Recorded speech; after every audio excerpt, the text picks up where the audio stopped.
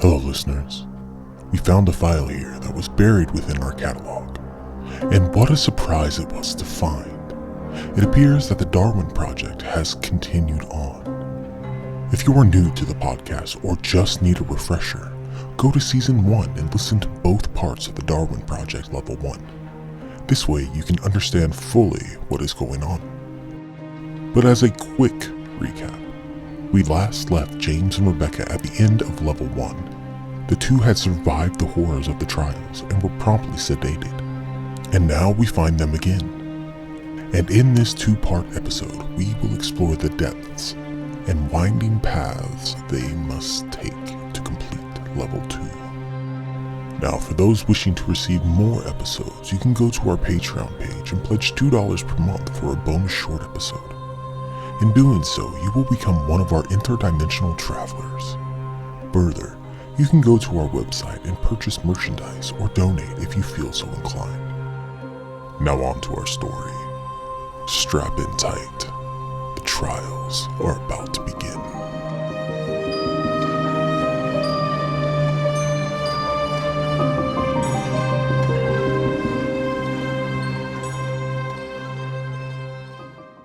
Hello listeners, my name is Professor Adontes Finch, and welcome to the Nightmare Trials.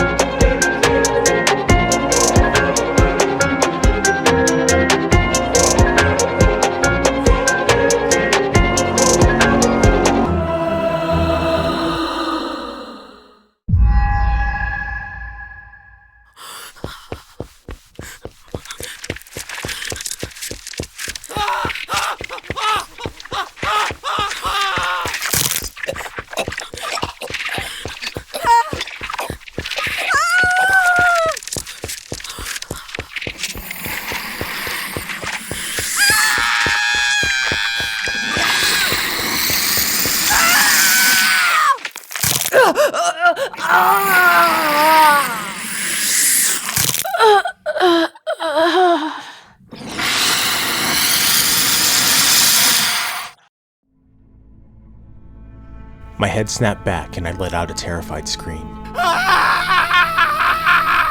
My eyes shot open to see nothing but darkness around me. I was on my back, and whatever I was laying on was soft, granular, and cold. I gripped the ground and felt dirt sift through my fingers. A wave of nausea swept my body. My eyes rolled back in my head, and I once again lost consciousness. And I dreamt of her and that night. The meeting at the bar, us laughing, a soft touch of my hand, a slow caress of her waist, walking out to my car, us kissing and beginning to undress. "Rebecca," I softly stated. I looked at her face only to see her skin begin to melt away. Her cheeks drooped, pulling her bottom eyelid down and exposing the red veins from under her eyeball. Her lips began to sag like wax under a flame, exposing her gums, teeth, and facial muscles. Her nose appeared to shrink into her face, while her hair fell out in tufts all around me. Murmuring choking noises emitted from her mouth, and her eyes glossed over. James? What's the matter, James? Am I not pretty enough for you anymore? Am I rotten now? Is it because of what I have done? Please don't blame me, James. I have only done what I had to survive and nothing more. We can get through this together. All of this had to be in my mind, but I still shut my eyes as tightly as I could to put the grotesque sight out of my view. Then I felt a cold hand begin to caress my face. I wanted to run, but my body was cemented in place. The touch chilled and froze me. I struggled to breathe, and then came a noise.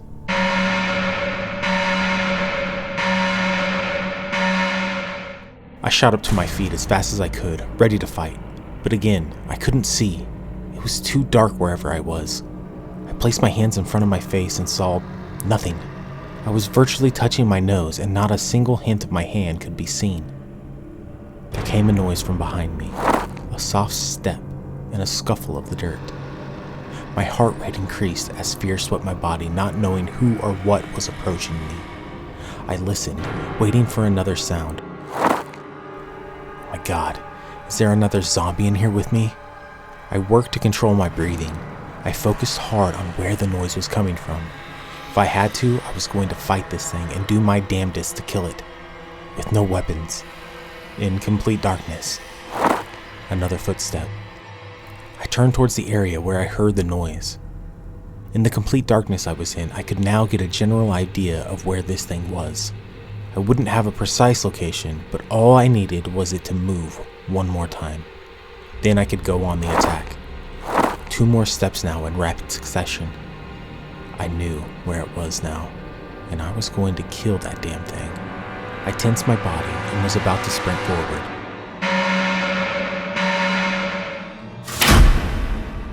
The sudden flood of lights blinded me as the room was illuminated. I shut my eyes tightly as pain started to swell behind them. I staggered backwards a few steps and almost tripped over something hard. A vision began to flicker, like a shadow in my mind. When the lights came on, I received a flash of what was moving. It burned into my retina, showing me a shadow of a person on an impossibly white background.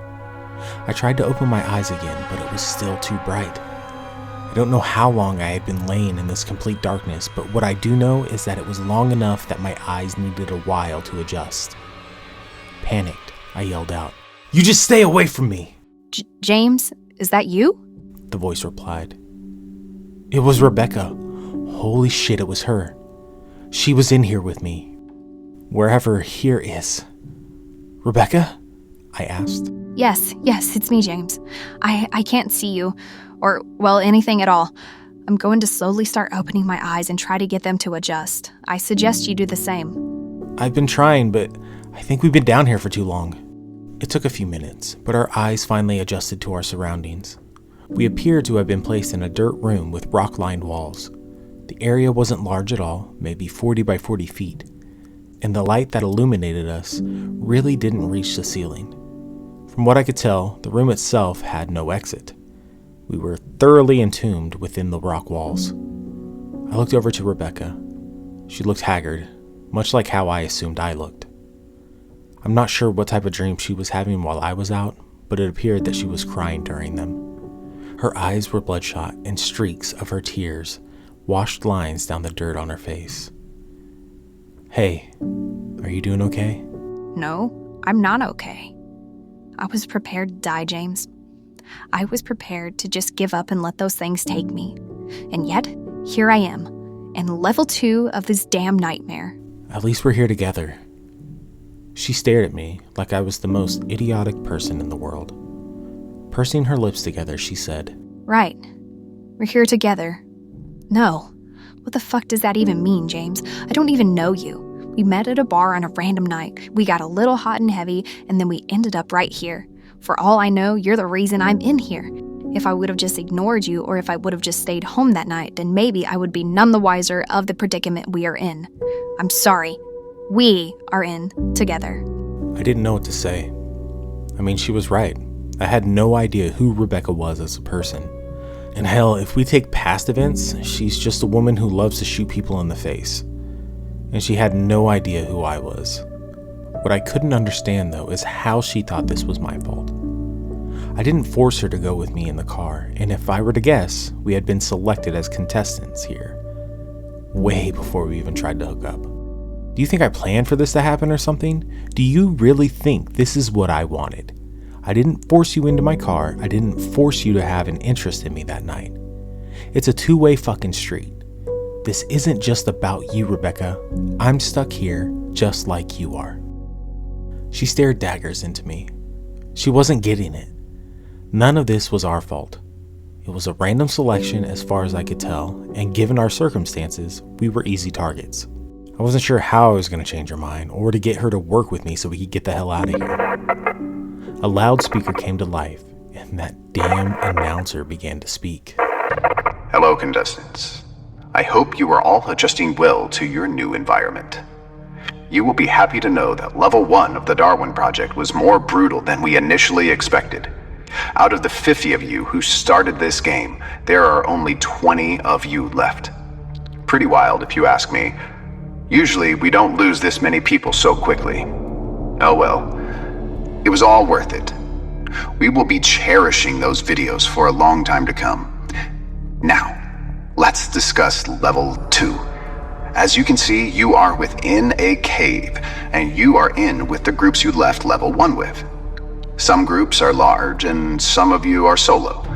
Now, you won't need a group to complete this level, but it would be in your best interest to partner up.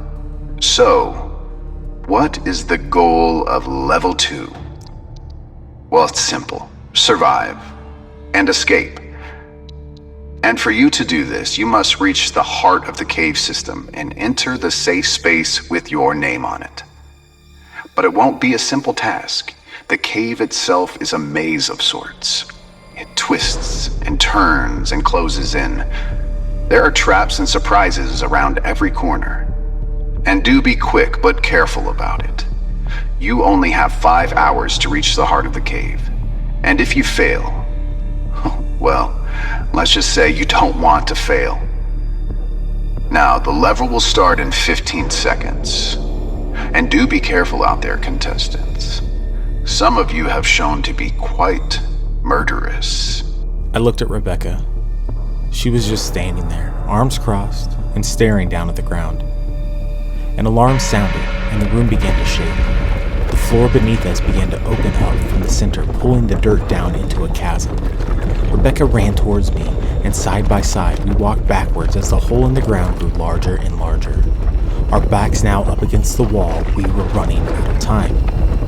I looked down into the hole, only to see pitch darkness. The dirt in the room glinted from the artificial light and then disappeared roughly 10 feet below us. It was impossible to tell how deep this hole went, but what was certain is that the fall would most assuredly kill us.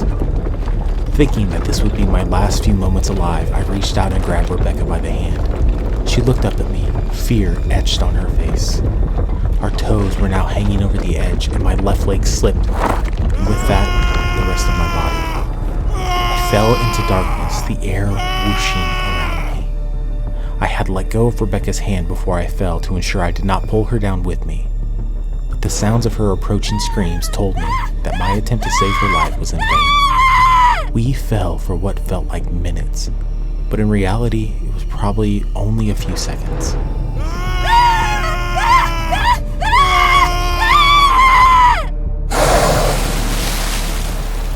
My momentum was abruptly stopped, and an icy cold chill of water shook my body. The cold fluid took me by surprise, and I gasped as I went under. My lungs began to burn, and I kicked in the direction that I thought was up. My eyes were open as I swam, but the pure blackness around me made it feel like I was floating in oblivion. My body began to violently convulse as it fought to expel the water I had already inhaled and take in the air that I desperately needed. I felt my body get weaker and weaker. My kicks and arm movements slowed. Then my face met the air. I gasped and coughed almost simultaneously. I splashed around trying to get my bearings, but again, it was just too damn dark down here. My coughing got worse, but I was able to expel the water that was held hostage in my lungs. My breathing calmed and I floated. Right now, it was crucial to see if I could hear Rebecca in the water around me. If she was in distress, there was nothing I could do to save her. Then I heard it. The faint sound of someone wading through the water. And that had to be her. I made my way towards the sound and I called her name. Rebecca! Rebecca! Is that you? Are you okay? James, thank God. I thought you were dead. Yeah, I'm fine. A little shaken up, but I'm fine. I just surfaced and I didn't hear you at all. Are you okay? Yeah, I'll be fine. I'm going to swim towards you now.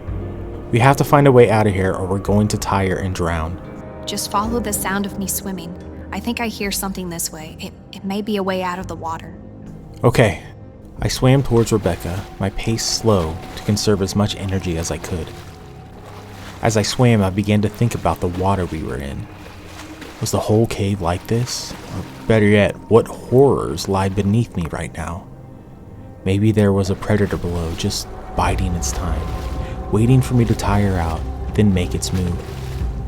My pace quickened as the thought invaded my mind. I heard what sounded like Rebecca exiting the water in front of me. She had found a way out.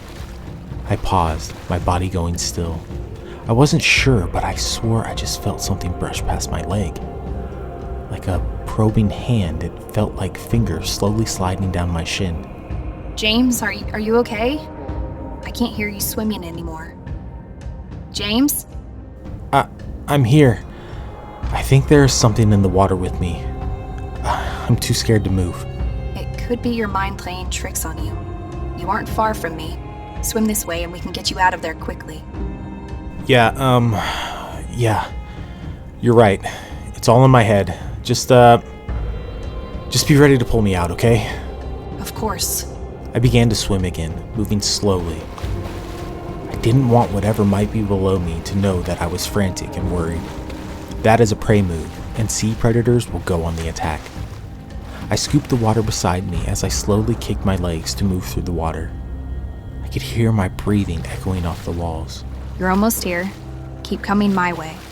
She seemed much closer now, almost right in front of me. I began to feel a sense of relief. I was going to get out of the water in seconds. My leg jerked, and my scream was cut off as my head went under the water. I was being pulled into the inky blackness of the water once again. I reached down towards my leg to try and fight off whatever had me. My hands hit a slimy cartilage material, and I began to claw at it, ripping away chunks little by little. I felt a pulse ripple through the water and then hit my body, and whatever was grabbing onto me loosened its grip. Then another pulse. I reached out and began to peel my leg out of the grip. Slowly, I was able to get whatever it was to unwind from my leg. Another pulse through the water, and the creature had let go. I kicked up hard and moved my hands as fast as I could. I could see a small green glow like a beacon above me, and I swam towards it.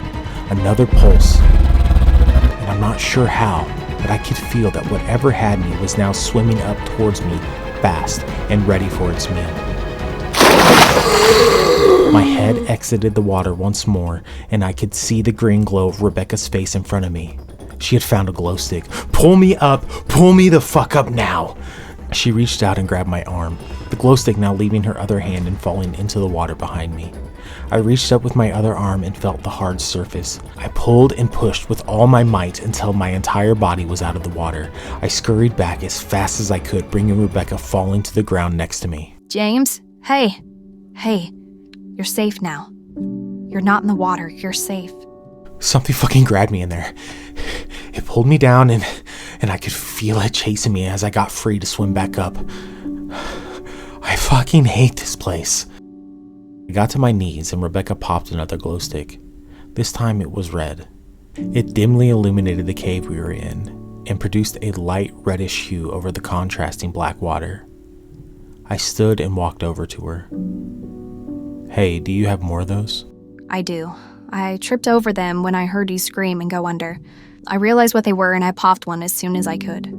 Go ahead and pop another one and let me see that one. I took the red glow stick from her and hovered it over the water's edge. I couldn't see anything. A pop came from behind me and a yellow hue blended with the red light. With my arm outstretched, I dropped the red glow stick into the water. It floated down, dancing side to side. Then roughly 3 feet down, I saw it. A face was looking back up at me. With large, milky white eyes, the largest fish-type creature I have ever seen stared back up at me. Needle-like teeth ran up its face from its bottom jaw and protruding from each side where worms of some sort resided. Or maybe they were leeches. They extended out beyond what the light could show. I slowly stepped back from the water's edge and looked at Rebecca. What do you see? It's better if we don't talk about it and just get the fuck out of here. She agreed, and to my surprise, she didn't ask any more questions. She bent down and picked up a large handful of glow sticks and handed me some. I thanked her, and together we walked into the darkness ahead of us.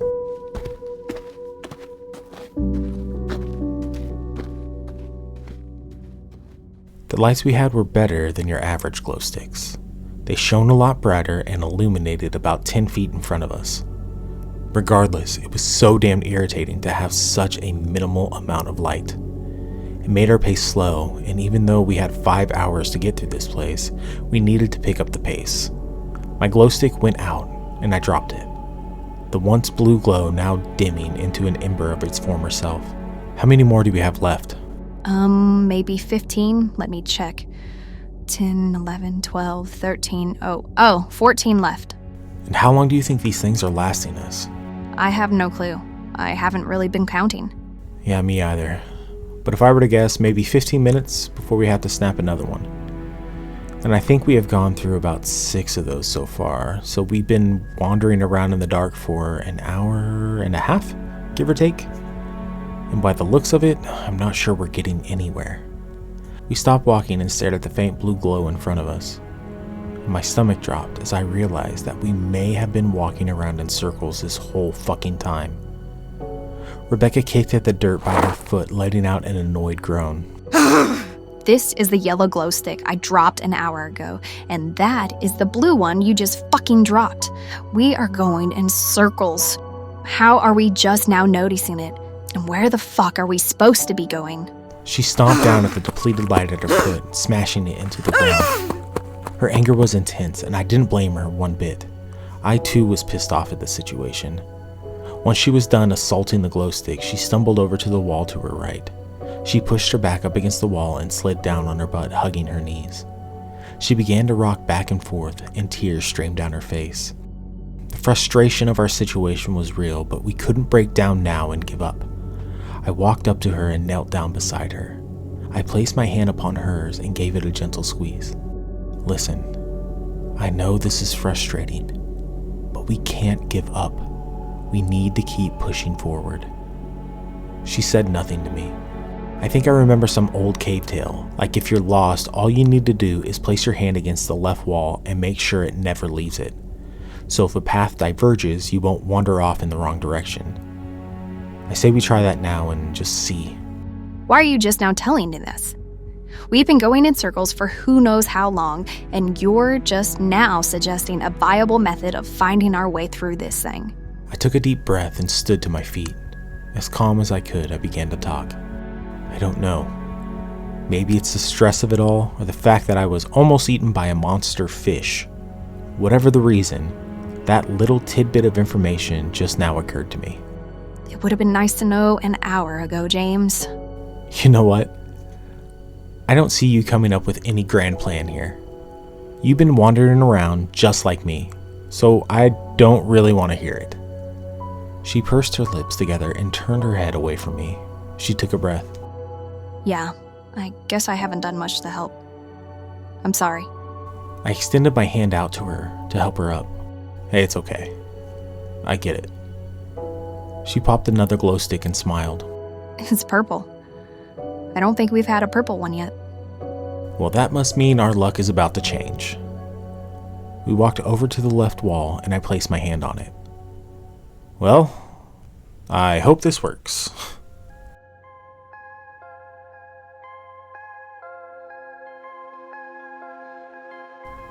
And with that, we began to walk again. I glared at the dying blue light on the ground as we passed it. Something tickled the back of my mind. I couldn't understand how we came up on this glow stick so quickly, but the others we did not. It really didn't make any sense. Maybe the blue lasted longer or something. I kept walking, going inside of my mind, thinking about it when Rebecca's voice pulled me out of my thought. James. Hey, yeah, what's up? She just pointed in front of her with a look of horror on her face. I followed her finger to see the blue light once again. Oh, what the fuck? There is no way in hell we came back to that so quickly. What the fuck is going on here? I ran towards the light, leaving Rebecca behind me, kicking the glow stick as hard as I could. It went flying into the darkness ahead of me. Ow, what the fuck was that? I turned my head to see Rebecca staring at the ground and rubbing the back of her leg. By her foot was the blue glow stick I had just kicked. I turned back towards the darkness and stared hard. That is when I saw it. the faint purple glow of Rebecca's glow stick in front of me. I turned back to her, my eyes wide. "You're not gonna believe this, but I think we're being intentionally led in a loop." She looked at me, confusion on her face. What do you mean? "We keep passing this blue light, and if I look forward, I can see the glow of your light. We're in a loop. Here, try walking the way you just came. You should end up right back in front of me." I don't think we should separate. "Just try it. I can see you from this side. I want to see if I'm right." Okay. Rebecca turned and walked away from me. When she was no longer in sight, I turned around. I waited and waited, but the purple light in front of me never seemed to get closer. I turned back around and was met with total darkness. "Rebecca?" No answer back. "Rebecca?"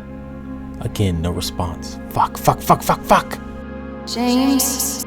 Her voice was faint, but seemed to echo in all around me. I turned back to see the purple glow in front of me. I thought to myself, should I walk towards it, or should I stay in place and see if she comes back? I called her name out again. "Rebecca!" I waited for a reply, but nothing came. Fuck it. I began to walk towards the purple glow. It grew brighter and brighter as I got closer. I could now see the silhouette of Rebecca.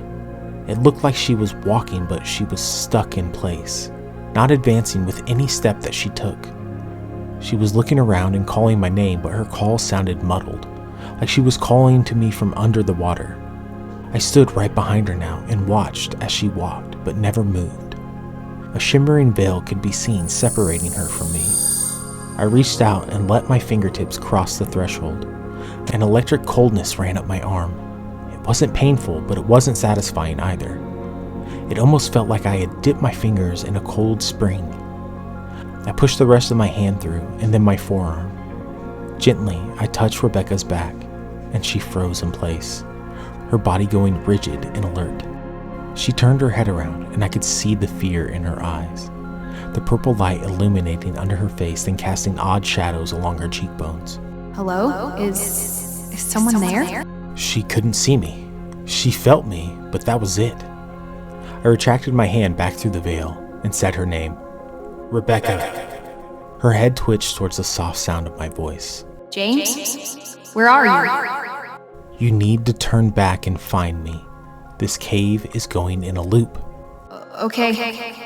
You're not a ghost, are you? I couldn't help it. I let out a laugh. No.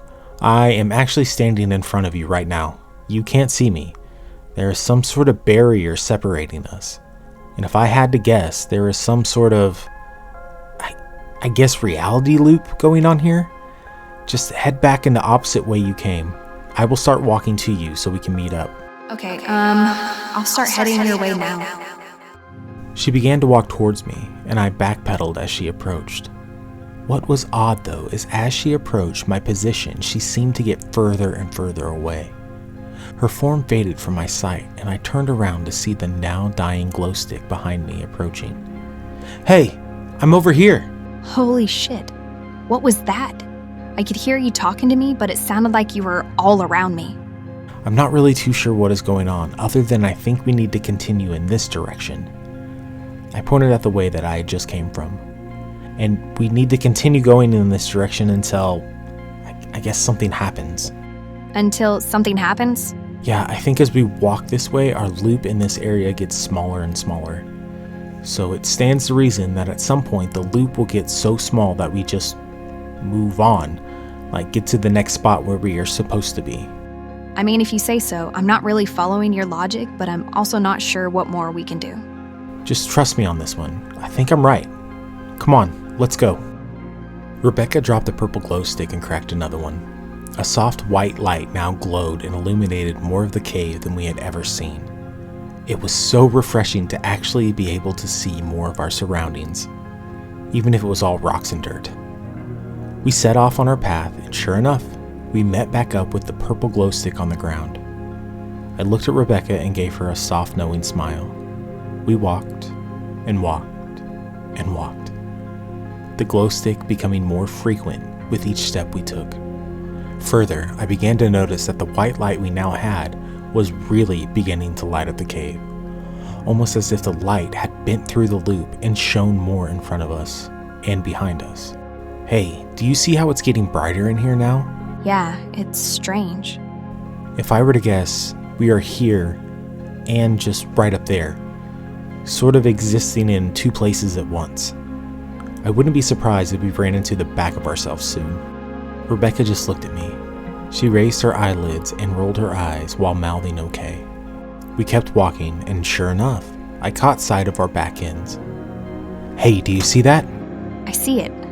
I just don't believe what I'm seeing. Come on, let's go. We have to be close now. I grabbed her by the hand and took off in a slow jog, the figures in front of us doing the same. The light around us got brighter and brighter as we got close to our doppelgangers, who now appeared to be running in place. We were mere inches away from them when the veil I had seen earlier appeared in front of us. Without hesitation, I pushed us through and into the backs of ourselves.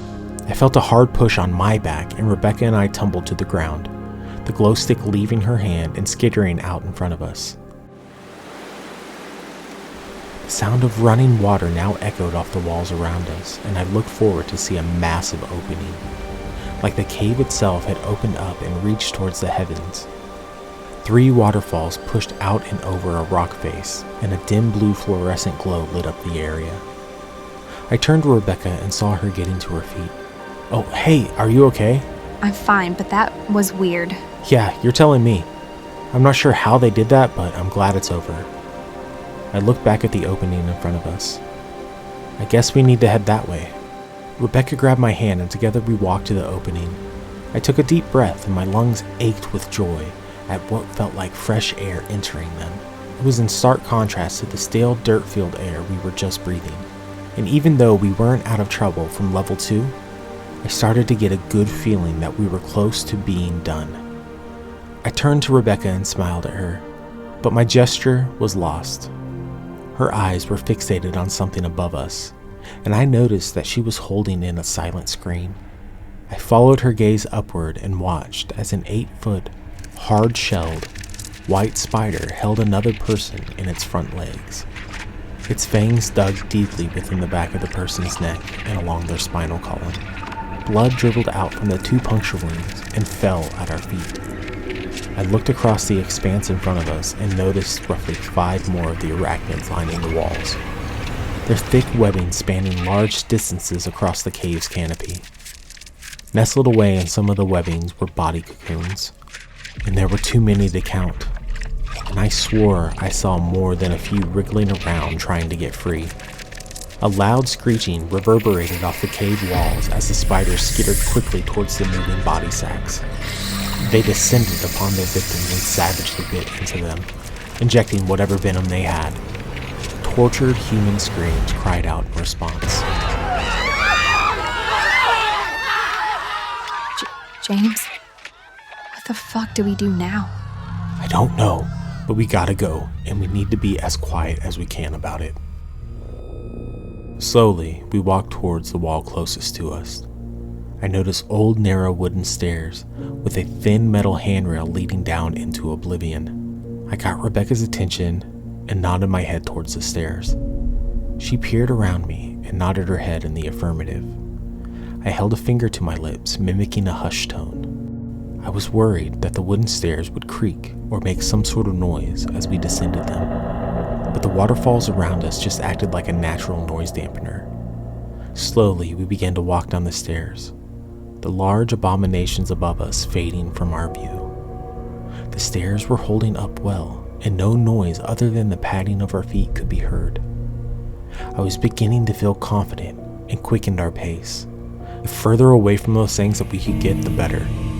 But my confidence almost became our undoing. As we walked down the steps, I overlooked the large white spider legs protruding up and over the side of the stairwell. By the time I realized what they were, it was too late.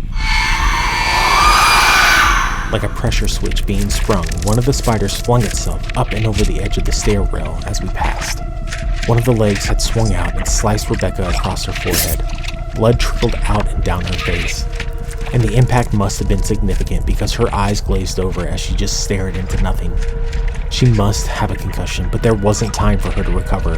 We had to get moving. I grabbed her by the hand and screamed, "Run!"